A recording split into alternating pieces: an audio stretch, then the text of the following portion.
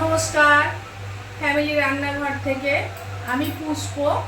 আজ আমি আপনাদের একটা তিল পোস্ত করে দেখাবো।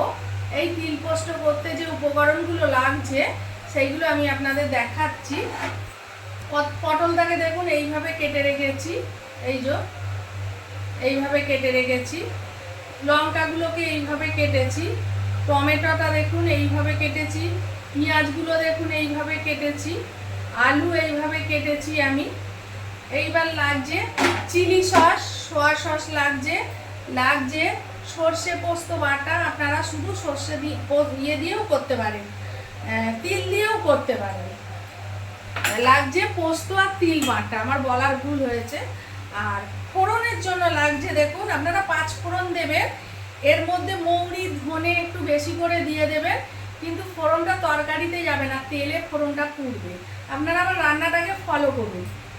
দেখুন আমি তেল গরম করতে দিয়েছি। আমি পটলগুলোকে ভেজে নেব, ভালো করে ভেজে নেব।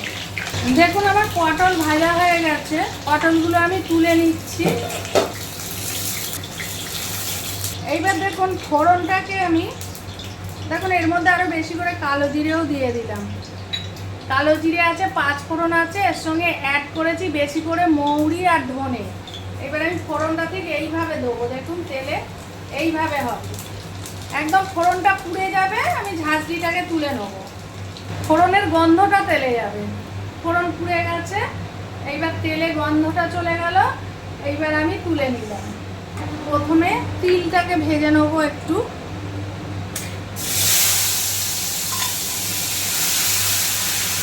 এইবার আমি পোস্তটা দিয়ে দেবো।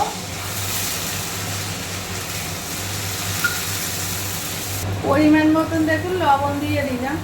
আমি যেই টমেটো পেঁয়াজ কেটে রেখে দিয়েছি, এই টমেটো পেঁয়াজটা এর মধ্যে দিয়ে দিচ্ছি।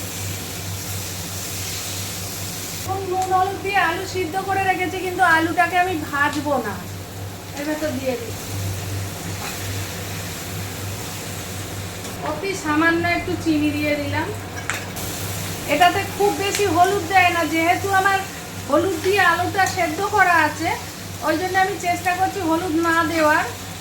এই যে পটলটা আছে দিয়ে দিলাম। অসাধারণ খেতে হয় জিনিসটা। সামান্য জল দিলাম।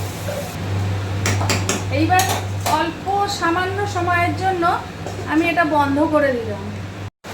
দেখুন ঢাকা দিয়েছিলাম, ঢাকাটা খুললাম।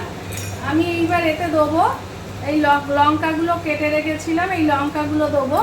লঙ্কাটা সেন্ট হবে সুন্দর, লঙ্কা আগে দিয়ে দিলে না সেন্টটা থাকে না। চিলি সস, সোয়া সস দিয়ে দিলাম আমি। এটা কিন্তু খুব অল্প দেবেন, হ্যাঁ।